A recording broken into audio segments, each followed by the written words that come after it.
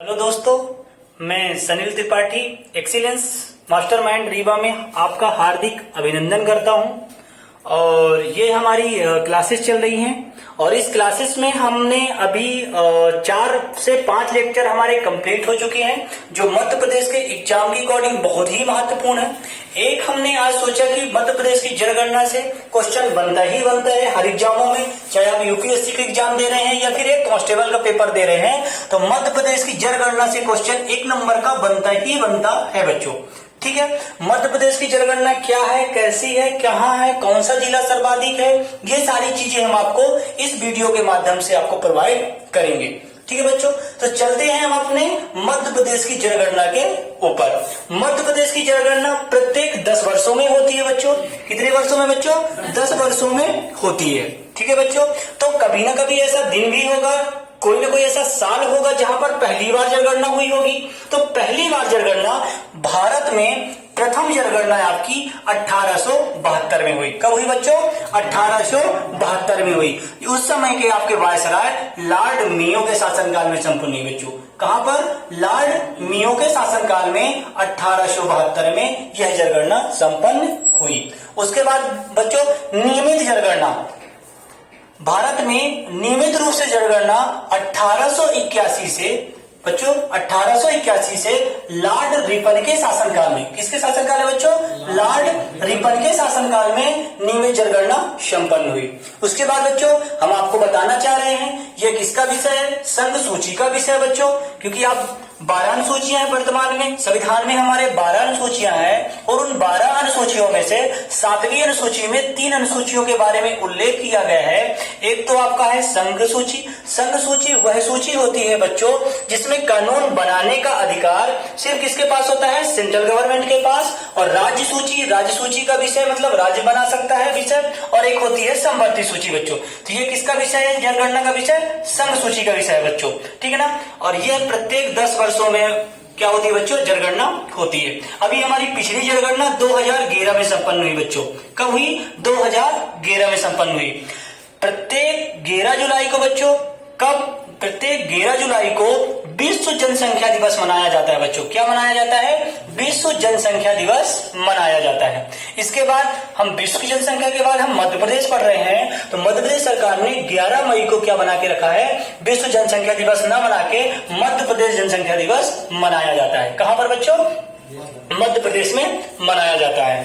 देखिए बच्चों हमारी आखिरी जनगणना 2011 में संपन्न हुई। कब हुई बच्चों? 2011 में जनगणना हुई। तो यह भारत की कौन से नंबर की जनगणना संपन्न हुई? 15वीं जनगणना बच्चों। ठीक है ना। एग्जाम में पूछा गया क्वेश्चन है कि 2011 की जनगणना भारत की कौन सी जनगणना है? तो बच्चों 15वीं जनगणना है। अब आप अनुमान लगा सकते हैं 1872 से लेकर। उसके बाद बच्चों स्वतंत्र भारत की, बच्चों स्वतंत्र भारत की कौन सी जनगणना है? 7वीं जनगणना, क्योंकि 1947 में भारत आपका आजाद हुआ और 1951 के जो वर्ष आया होगा जनगणना हुई होगी उसमें भारत शामिल हो गया। तो स्वतंत्र भारत की कौन सी जनगणना है बच्चों? 7वीं जनगणना है। इसके जस्ट बाद की हम बात करते हैं। हम पढ़ रहे हैं अपना मध्य प्रदेश की जनगणना। तो मध्य प्रदेश की 2011 की जनगणना कौन सी है बच्चों? 6वीं जनगणना है। ठीक है बच्चों, क्योंकि आपको याद होना चाहिए कि 1956 में फजल अली आयोग की अध्यक्षता में मध्य प्रदेश का गठन 1956 में हुआ। तो मध्य प्रदेश 1961 वाली जनगणना में शामिल हो गया था। ठीक है ना। तो भारत की, स्वतंत्र भारत की 7वीं जनगणना और मध्य प्रदेश की 6वीं जनगणना बच्चों। ठीक है ना।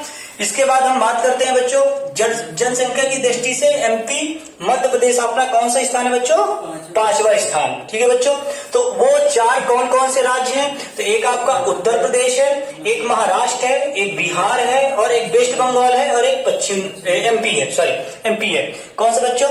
उत्तर प्रदेश, महाराष्ट्र, दूसरे नंबर में महाराष्ट्र है, तीसरे नंबर में बिहार है, चौथे नंबर में पश्चिम बंगाल है और 5वें नंबर में एमपी है। लेकिन बच्चों यदि क्वेश्चन आपके ये पूछ रहा है कि 2011 की जनगणना के अनुसार जनसंख्या की दृष्टि से एमपी का कौन सा स्थान है बच्चों? तो 6वां स्थान था बच्चों। क्यों? पूछिए क्यों? क्योंकि 2011 में लास्ट जनगणना संपन्न हुई तो तेलंगाना से जो, आंध्र प्रदेश से जो तेलंगाना 2014 में कृष्णा आयोग की सिफारिश पर नया राज्य बना था, तो वह क्या था? 2011 में शामिल था। तो जब आंध्र प्रदेश में शामिल था तो वो क्या था, हम 6वें स्थान पर थे। तो जब आपको पता ही है, जब कोई अपने दो भागों में डिवाइडेशन हो जाता है तो उसकी शक्तियां कम होती हैं, क्षेत्रफल में कमी आती है, जनसंख्या में कमी आती है। तो जब हम 6वें स्थान में थे और नया राज्य आपका तेलंगाना बन गया तो हम कौन से नंबर पर आ गए, 5वें स्थान पे बच्चों। ठीक है, तो मध्य प्रदेश, उत्तर प्रदेश, महाराष्ट्र, बिहार, पश्चिम बंगाल और हमारा एमपी बच्चों। ठीक है, इसकी बात हम करते हैं जनसंख्या की। तो मध्य प्रदेश की जनसंख्या कितनी है बच्चों, 7,26,26,26,26,809। दोबारा बता रहे हैं बच्चों, 7,26,26,26,809 जनसंख्या। टोटल जनसंख्या, हम भारत की टोटल जनसंख्या को मान लिए 100%। कितने परसेंट बच्चों, 100% मान लिए। और इस 100% में 6% जनसंख्या आपके मध्य प्रदेश में निवास करती है। ठीक है बच्चों, इसके बाद हम आगे अपने मध्य प्रदेश की चीज और चल रहे हैं बच्चों। ये हमारा प्यारा प्यारा अपना क्या है, आपका मध्य प्रदेश मीन्स हृदय प्रदेश। हृदय प्रदेश की संज्ञा किसने दी बच्चों, आपकी जवाहरलाल नेहरू ने दी। ठीक है बच्चों, इसके बाद हम बात कर रहे हैं मध्य प्रदेश की क्षेत्रफल की। जनसंख्या हमने बता ही दिया, जनसंख्या में हम 5वें स्थान पे आते हैं। अब हम क्षेत्रफल की बात करते हैं। तो क्षेत्रफल में हमारा वर्तमान क्षेत्रफल है आपका 30,8,252 वर्ग किलोमीटर बच्चों। कितना है बच्चों, 30,8,252 वर्ग किलोमीटर मध्य प्रदेश का क्षेत्रफल है। यदि यही क्षेत्रफल 2000 के पहले की बात करते हैं तो 4,43,446 वर्ग किलोमीटर। कब बच्चों, जब हमारा सीजी हमारे साथ में था, मतलब जब हमारा छत्तीसगढ़ हमारे साथ में था तो हम देश में प्रथम स्थान पर थे। कितना था इसका क्षेत्रफल, 4,43,446 वर्ग किलोमीटर। लेकिन अब हम वर्तमान में दूसरे स्थान पर है बच्चों। कौन से स्थान पे बच्चों, दूसरे स्थान पे। देखिए पहले स्थान में कौन है, राजस्थान। पहले स्थान में कौन है बच्चों, राजस्थान। और दूसरे स्थान में हमारा एमपी है। हम कह सकते हैं कि भारत का क्षेत्रफल कितना है टोटल बच्चों, भारत का क्षेत्रफल आपका 32,87,263 वर्ग किलोमीटर। कितना है बच्चों, 32,87,263 वर्ग किलोमीटर। इस टोटल वर्ग किलोमीटर में मध्य प्रदेश का 9.38% बच्चों। कितना है बच्चों, 9.38% मध्य प्रदेश का क्षेत्रफल है। टोटल परसेंट हम मान सकते हैं कि भारत का क्षेत्रफल कितने परसेंटेज है, 100%।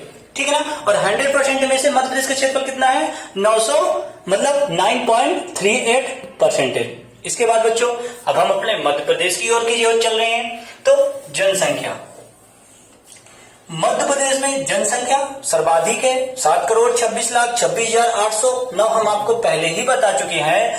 तो सबसे बड़ा जिला मध्य प्रदेश का, सबसे बड़ा जिला जनसंख्या के आधार पर इंदौर है बच्चों। कौन सा बच्चों, इंदौर है। ये देखिए, ये हमारा इंदौर है। यहां कहते हैं कि लगभग 32 लाख से ज्यादा जनसंख्या। कहां है बच्चों, 32 लाख से ज्यादा जनसंख्या है। ठीक है बच्चों, तो यहां पर सर्वाधिक होगी तो कहीं ना कहीं बच्चों कम होगी।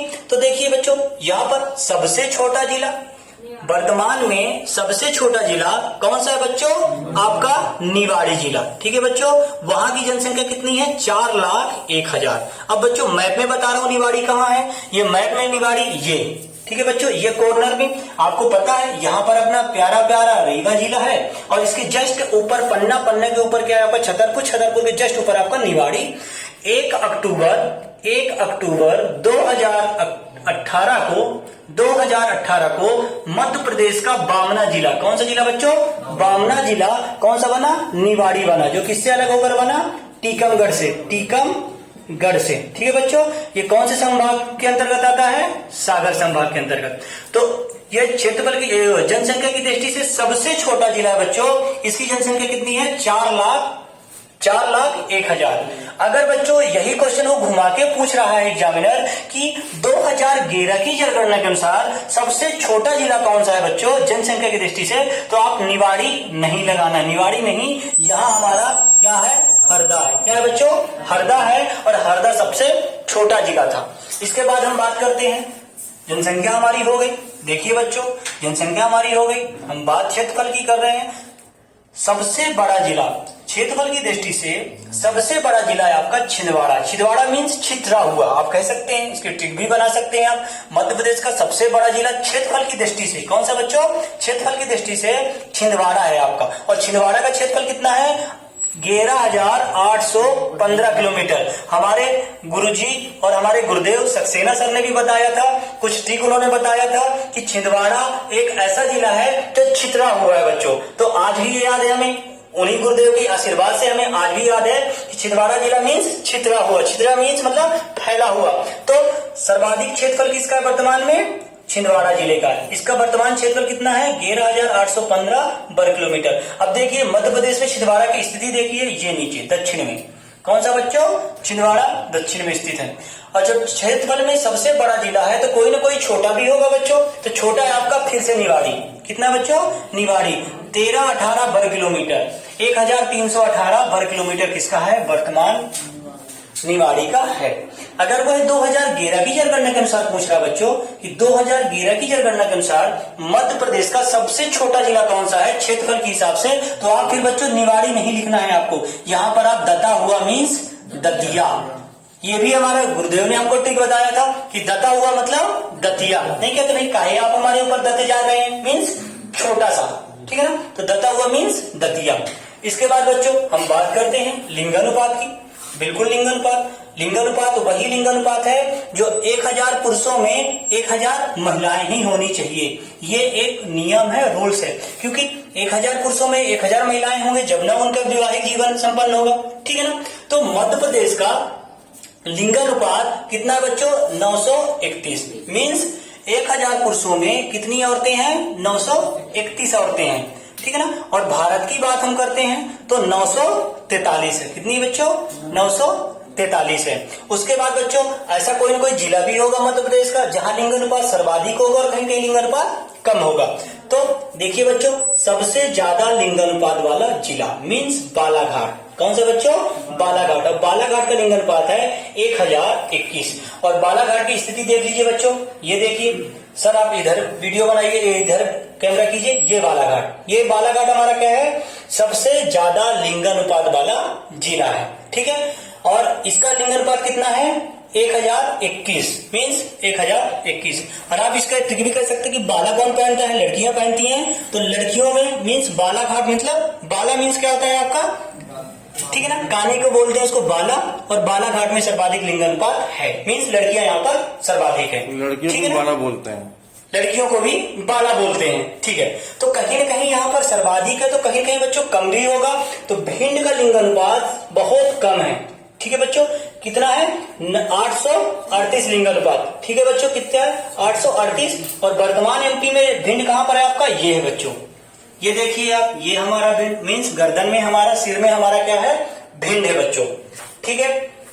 ये है हमारा भिंड, ठीक है बच्चों। अब हम बात करते हैं, एक नोट है, बहुत महत्वपूर्ण नोट है।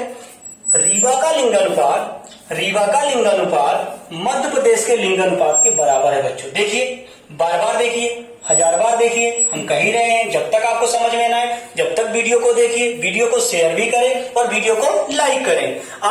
हम जिस तरह मेहनत कर रहे हैं, आपके हमें पता है सबको 1.5 GB डाटा मिलता है, कोई बराबर यूज नहीं कर पाता, कंपनी आपको बेफालतू डाटा काट लेती है। इसीलिए एक लाइक तो आपका बनता ही है। हम भी मेहनत कर रहे हैं और आप भी मेहनत कीजिए, और लगातार आपकी सेवा के लिए हम तत्पर हैं और हमेशा सेवा देते रहेंगे और अच्छे अच्छे वीडियो बनाकर आपको नई नई जानकारियां अपडेट करते रहेंगे। तो बच्चों रीवा का लिंगानुपात मध्य प्रदेश के लिंगानुपात के बराबर है, ठीक है बच्चों। अब हम बात चलते हैं साक्षरता की बात करते हैं। तो मध्य प्रदेश की साक्षरता आपकी 69.3% है बच्चों। किसकी बच्चों? 69.3% है। तो बच्चों कोई ना कोई ऐसा जिला भी होगा जो सबसे ज्यादा वो होगा, क्या होगा मीन्स साक्षरता होगी। तो 81% क्या है आपकी साक्षरता? जबलपुर की है। कहाँ की बच्चों? जबलपुर की है। और कम साक्षरता कहाँ है बच्चों? अलीराजपुर। कहते हैं यहाँ लगभग 32% है। कितनी बच्चों? 32%। इसीलिए अलीराजपुर वही जिला है, याद करिए आप। भगोरिया नृत्य यहीं पर ही होता है क्योंकि यहाँ पर लोग बहुत कम साक्षर लोग हैं, ठीक है बच्चों। अब देखिए अलीराजपुर की मध्य प्रदेश में स्थिति मैं बता रहा हूं।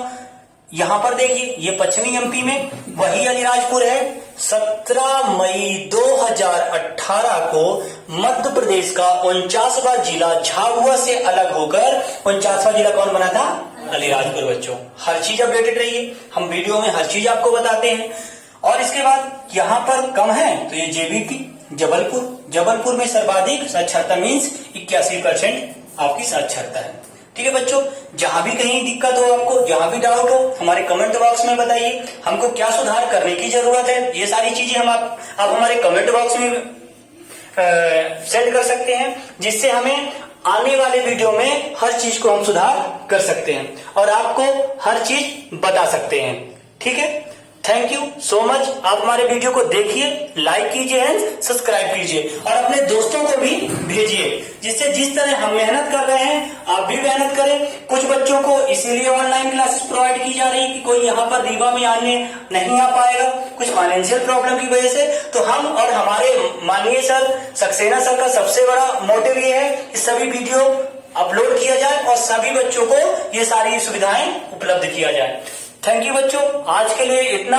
मिलते हैं आपको अगले टॉपिक की ओर और मध्य प्रदेश का बहुत अच्छा टॉपिक लेकर हम अगले वीडियो में आएंगे। Thank you.